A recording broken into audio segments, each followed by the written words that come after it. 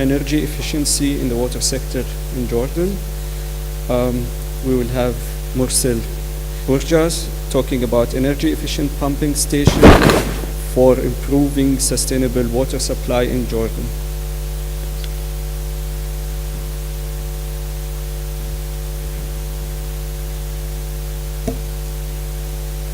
Good evening, everybody. First of all, let me introduce myself. My name is Mursel Burjas. I'm from Willow, Middle East. I'm area sales manager based in Dubai. Willow Middle East is a subsidiary for Willow CE Germany, which is one of the leader in manufacturing pumps in the world, founded in 1872, and they have full range of pumps for building surfaces, which is small pumps and circulators, and water management, which is for wastewater and water intake and water management, plus the pumps for industrial. Willow is member of German Water Partnership, and today we'd like to talk about some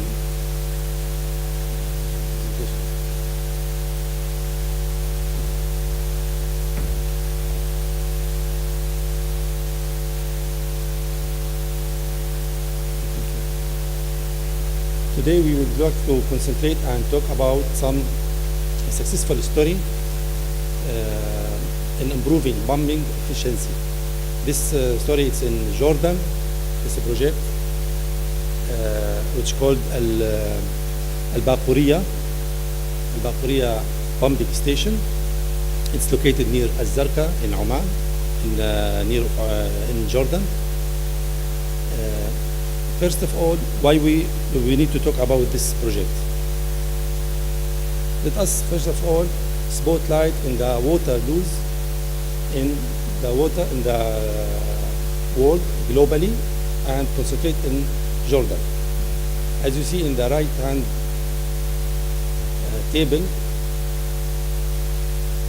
the water loss in the world started from like 50% loss up to 6.8 loss. We found in Jordan it's the second one globally in water loss. 45% from the drinking water it's lost in Jordan. This number one.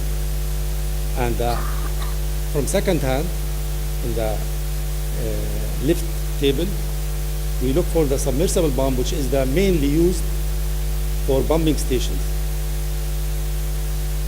We found after 2,576 tests for these pumps that just few number of these pumps give high efficiency, which is 147 pumps only give between 61 to 70% efficiency.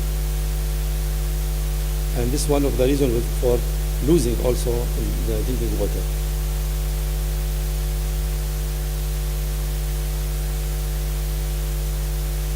To find solution for water supply, do you have, first of all, using pump with high efficiency? You can use pump with high efficiency. It will help us to avoid these losses. In Jordan,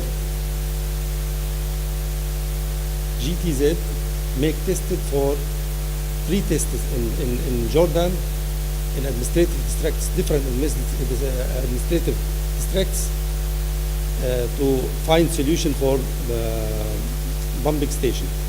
This pumping station. This number 2. Number 3, since in Jordan mainly we are using fuel to provide, to supply electricity to the pumping stations, to run the pumps, then also we have problem in CO2 emissions. So this project we will talk about it today, which is Al-Baquriya. It was the first pilot project in Jordan. It was between the Water Authority in Jordan, GTZ, and Willow CE.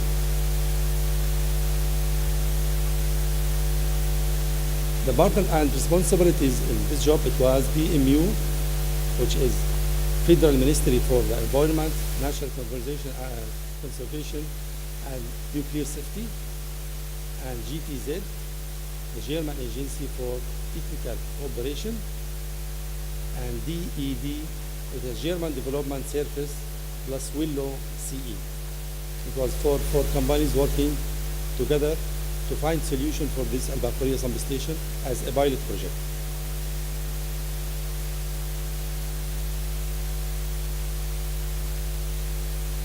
We make study for the solution, and we found that we can increase the efficiency of the pumps up to 70%, while it was by optimization 35% only. Only 35% from the efficiency of the pump we are getting, we are losing the 65%. We make study, and we found that we can use some pumps to give us 70% increase. Let us take just an idea about the figures of this project. After we finish and hand over this project, we'll be able after that to supply water for 50,000 people in Baqariyah, and we reduce the power and CO motion to 50%, and we secure, of course, supply, and we have sustainable working for these pumps.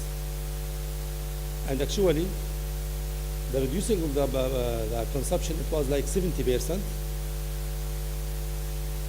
beer the station, and CO2 secured also reduced by like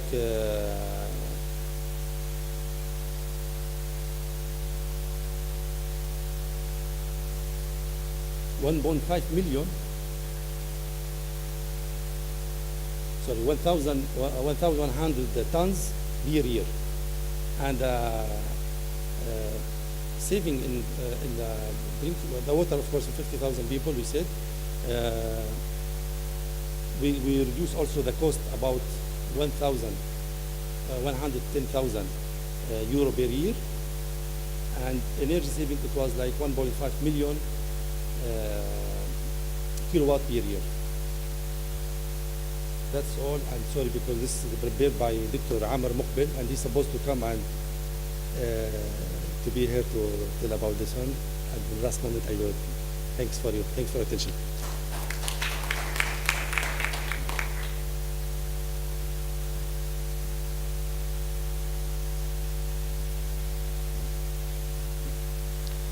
Thank you for your presentation. We will have now Mr. Leon Bauer from Ductus Pipe Systems. His presentation will be about ductile iron pipe systems in water network design.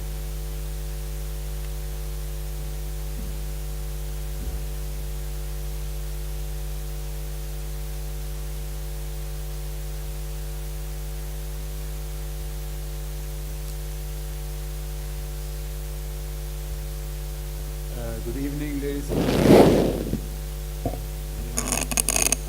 Ladies and gentlemen, thank you for having me and giving me the opportunity to present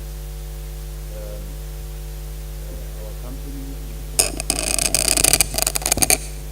Okay, thanks. My name is Leon Bauer. I'm responsible for the Middle East region for the company Ductus. Ductus manufactures ductile iron pipe systems in 2 locations in Germany and Austria. What I hear quite frequently is ductile iron pipes. That's pretty standard stuff. We think we know all about it. But I think it's a very crucial aspect of the water network, because you can have the best desalination plant and the most efficient pumping stations if your water network leaks to the extent, as we have just seen, 45%, this all is of actually little use. So ductile iron pipes, or pipes for the transportation of water, are a crucial element. and today I'm going to look into the topic a little bit.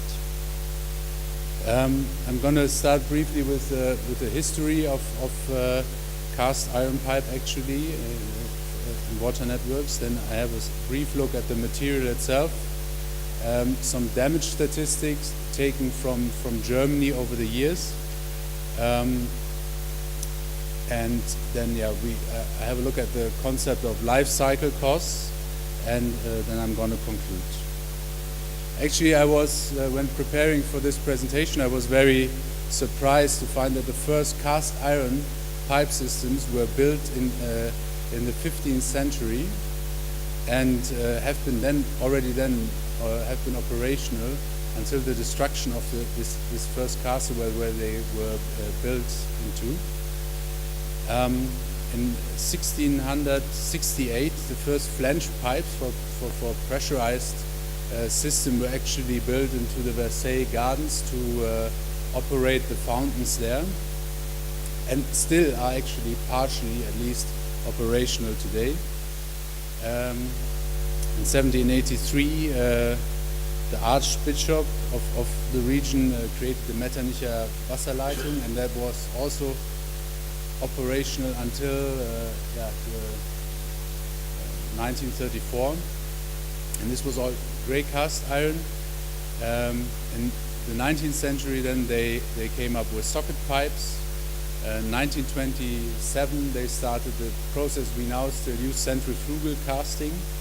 And in 1958 they developed the material ductile iron, which has some of the properties of the durability of grey cast iron, but with the additional effect that it's now a ductile material and not as rigid and breakable as grey cast iron was. There are different materials, obviously, in water networks that are being used. I'm going to compare them in general. You have essentially two inorganic materials, that's steel and ductile iron, and one organic material, that is PE.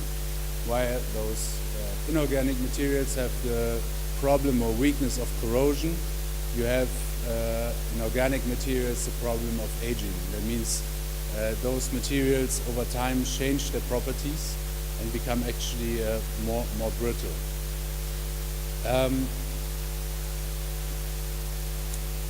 This statistic now is from the year 1999. I have this as an example because all the other statistics will build onto that. You see here that actually most of the water network in Germany consists of grey cast and ductile iron pipe. Actually even still grey cast iron, which was only produced until 1958, is still with 30% the largest by material. You also can see the number of damages that were measured in this material, and we by this arrive at a average damage rate per 100 kilometers of 6 for ductile iron, 33 for steel, and 12 for PEHD. So you see the average damage rate for all other materials is relatively higher than compared to ductile iron. Here I actually dotted around a bit to override the German names, but you see by the damages by material. So for example, it's interesting to note that for PE, most damages come from the material itself and improper connections, which is related to the welding of the pipes, where you often have mistakes occurring, and also a lot of failures in the integrity of the pipeline through ground settlement. For steel and ductile iron, a lot of the problems come from corrosion, particularly for steel, which in case of steel, for example, is not very surprising because you have a continuous pipe run without the isolation of the gaskets that we have, for example, in ductile iron pipes. So every single small damage in the coating becomes Opfernode or victim anode, so the corrosion is very fast and very aggressive. so it's no surprise to see these figures there. Ductile iron, there's corrosion seems to be the biggest problem, but also ground settlement to some extent. Yet overall, it still has the lowest failure rate of all materials compared. It should be noted that all these statistics I'm taking from the DVGW, that's the German Association for Gas, Water and Utilities, and they also have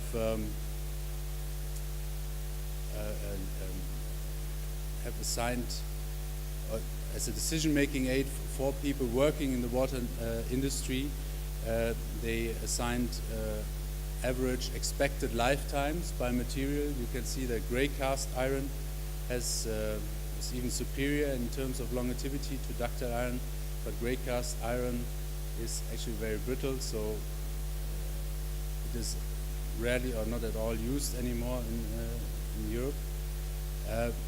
Ductile iron pipe with a cement mortar coat has an average expected life expectancy of 120 years and can reach up to 140 years, making it the longest material in use. And here, I mean, first of all, going back to this, I think this is maybe also something that ACWUA can consider, comparing different materials and maybe even different manufacturers across different regions and different soil conditions, and thereby being able to advise their regional, let's say, water authorities where problems could be, and in this way developing these statistics for further research. You see here the construction costs for a pipeline. I condensed it into this sheet because the other one was too big, and just had the headers.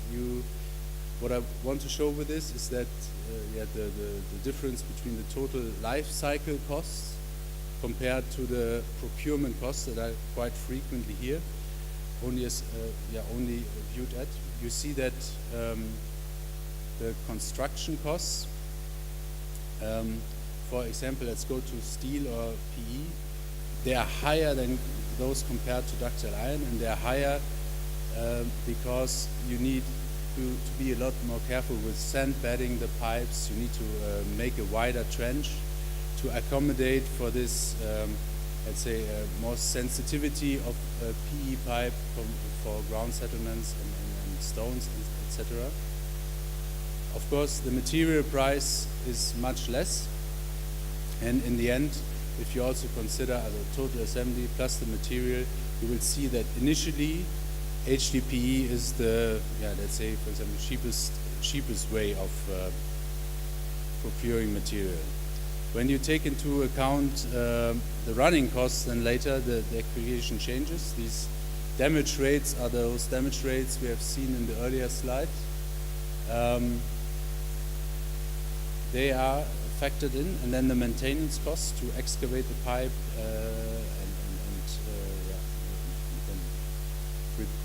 repair it again, and average life expectancy. With these figures, we are able to to picture the total life cycle cost for these pipes. You see here that at the very beginning, yes, there's actually considerable saving. I think 25 euros for using per meter for using HDPE pipe, but this around 50 years it balances out, and then because of the shorter lifespan of the material, actually with 50 years deferred, you're going to pay more for using the material as if you would have used, for example, ductile iron. For steel, it looks very similar. Actually, there already at the base, the costs are comparable to each other, and you see steel has an expected lifetime of 80 years, I think, 80 years, and there the equation changes. So to sum up, I think ductile iron is a very good material for water networks because it has the longest expected technical lifespan of all materials. It has a very low defect rate, so it's economical, sustainable through its saving in operation and maintenance. It's a non-organic material, and by that it is also non-diffusionable. That means if you have contamination in the surrounding soil, for example through petrol, it is not able to go through the material because yes, it's an inorganic material protecting the drinking water. And if there ever is a leak, which of course also happens, the pipe run is locatable and you need less leak detection devices to monitor it. This was about ductile iron in general.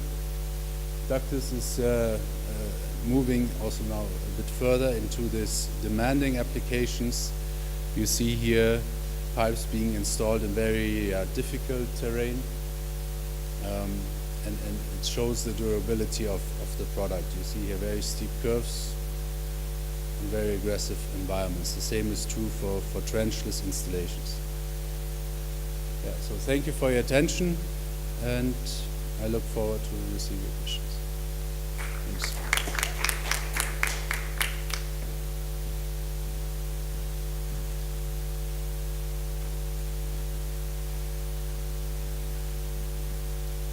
Thank you for your presentation.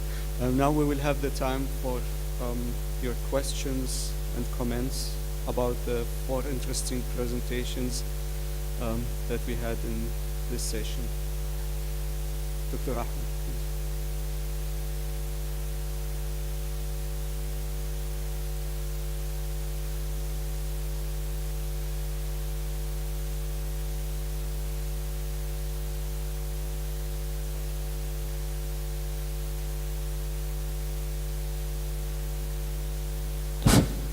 Thank you. First of all, I'd like to thank the presenters for the 4 presentations. Actually, they're very informative, and personally I have some questions on them. I don't know if I go, Nazim, question by question, or do you allow me if I have 2 questions? Or okay, I'll direct my first question to Mr. Kim regarding the project. I mean, I think that's a pilot project that you have done in Hamburg. There are similar projects that have been carried out now currently in the Gulf area. I know that Qatar has adopted the same pilots, and maybe in Dubai also. You mentioned that there was a reduction from 50 to 15 kilowatt hour per meter square. That's a reduction of energy, if I understand it right. It's from 50 to 15 kilowatt hour per meter square, the reduction of energy used per meter square.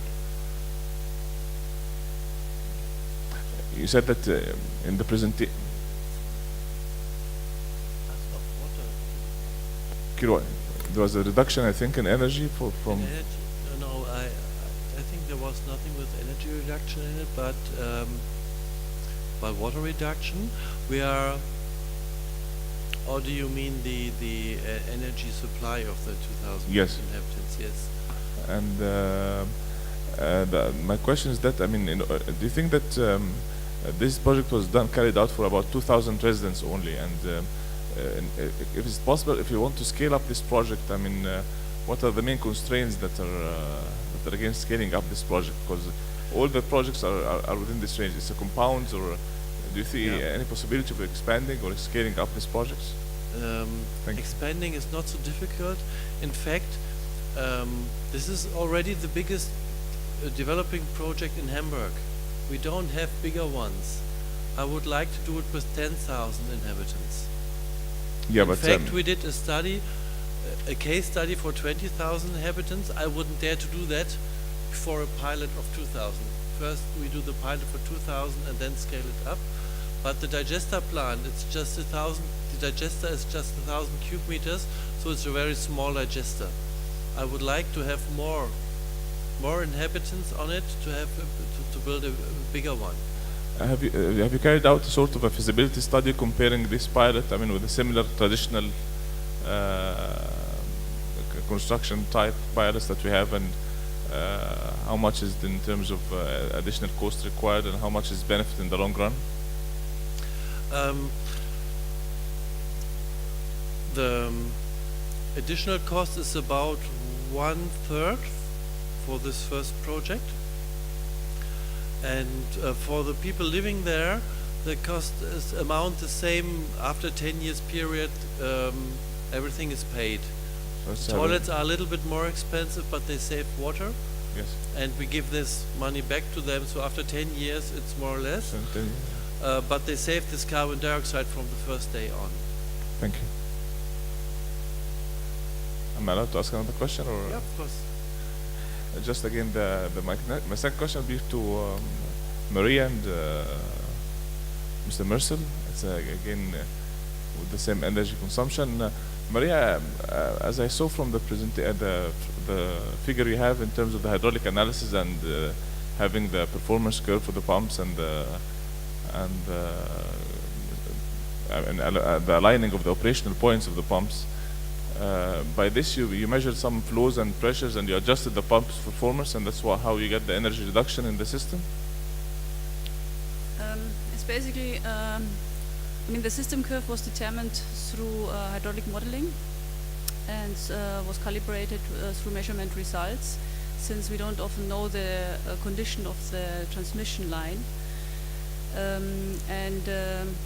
Basically the operating points that were determined through historical data. So according what is the average flow which has been pumped for maybe one pump operation or multiple pump operation, because they're running.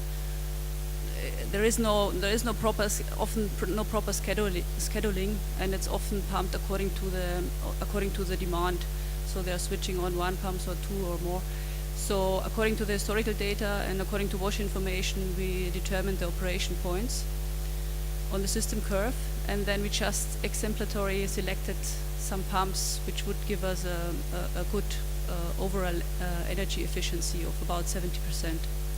So then this may be to Marcel, and I mean the thing that so basically to reduce the energy you just choose another pump, or change the type of pumps, moving from a submersible pump, for example, to a variable speed pump yeah, I mean, in Jordan the situation is that those pump stations which we investigated are often in very deteriorated situations. So even I don't think you can rehabilitate them. So we often recommended to replace them completely with new. Also the mechanical equipment was quite deteriorated. So we rather tried to select new pumps and new equipment. But often it was not visible because the investment costs would be too high to justify complete replacement of the equipment, which would give a very long payback period. And so you moved from the submersible pumps to the variable speed pumps, for example, from a while, and that's why the efficiency dropped. I mean, have you looked at the power factor issue, or? No, actually in this project we didn't look much at the power factor, because I mean there are high efficiency motors as well, but then it would even increase then the investment costs. So we were rather concentrating on the pumps in the first place. In our case, just we changed the pump from horizontal multi-stage to submersible pump, because the new technology of, if you see in our project, that pump, it was very old pump, which we replaced the existing pump. So of course it's one of the reasons to the efficiency is very low. So just we changed to the new technology, which is very high efficiency pump with multi-stage submersible. It gives very good efficiency. And in the same time, when you use like this pump, then of course you will reduce the energy power comparing to the how much you are supplying liter per second or cubic meter per second. So we will get the efficiency. This is the matter. The matter how we can get high efficiency for this project, not for the pump only. We need high efficiency for this project to supply some quantity of water with lowest power consumption. I would just like to directly add something to these 2 points over here. I think the first point is that the previous pumps selected and installed and operating for many years were not correctly selected from the very beginning of the projects by, I don't know, consultants or by the water authorities themselves, or the conditions have changed in some situations, so that they were really running out of the recommended area of pumping on the pump curve. So this is a reason also for replacing them completely and not rehabilitating the pumps. And there were attempts before the pumps were replaced for rehabilitation, and it was found that this is the situation because often the pump curves are not available or data are not available. Regarding your point of the selection of pumps, I would not fully agree with you, because till date I think horizontal dry or split case pumps are still giving a better overall efficiency than submersible pumps in general as a civil engineer when I make a pump selection. However, in your particular case, I think it has proven very successful in achieving the required efficiency, but I would not say that this is the optimum and the only solution to rehabilitating of a pump station. So I think this is one of the solutions you're presenting, but in general, there may be other experts over here, still dry operated pumps are easier, can achieve a higher efficiency with especially high efficiency motors and so on than submersible pumps. Nevertheless, I think it's one selected solution which is proving very well successful, and especially I would emphasize rather on the maintenance and on the operation issue, having much less maintenance requirements and much less risk to do something wrong on the maintenance with the operators which may not be fully trained on this issue. So I would argue rather a little bit differently on this selection of pumps. Yeah, you are right, but just another point. The pumps which was here in the existing pump, it was not the right solution for this station. So the power consumption of that pumps, it was very high also. The selection so it was, you are right. So it was from the beginning, I think, wrong selection, the wrong motor, so the consumption, power consumption is very high. And for the maintenance, you are right. But we didn't spotlight on this point here. We talk only about the initial cost and running cost without talk about the maintenance. Of course, the maintenance will be less because we have 2 pumps instead of 4 pumps. So everything will be less here in general. And maintenance of this type of pump is more easy than the existing. Also, I think in this case the pumps were submersible pumps. The existing pumps were submersible, so he didn't have the option of connected to a dry. Are they? I thought that were submersible. The 4 pumps were also not necessary. There were 4 pumps installed for standby operations. They had the same capacity, but this is details we don't need to discuss over here.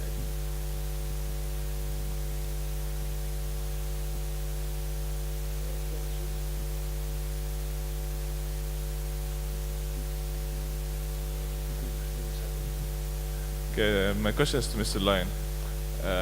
Again, it's Leon, I think, right? No, Mr. Lyon. Okay. It's again regarding the argument. It's always the argument between the ductile iron and the other pipes, and we are always having these arguments. And of course, you know that ductile iron may last for a long time and so forth. But again, we have the capital cost, which is really, or the initial capital cost, which is basically directing us to the choice of some other pipes like the high density polyethylene pipes or whatever. Don't you think that at least we should categorize them according to projects, like if we classify our projects to A, B, C, and D, for example, and then we start looking at the ductile iron for an A project, and then but we can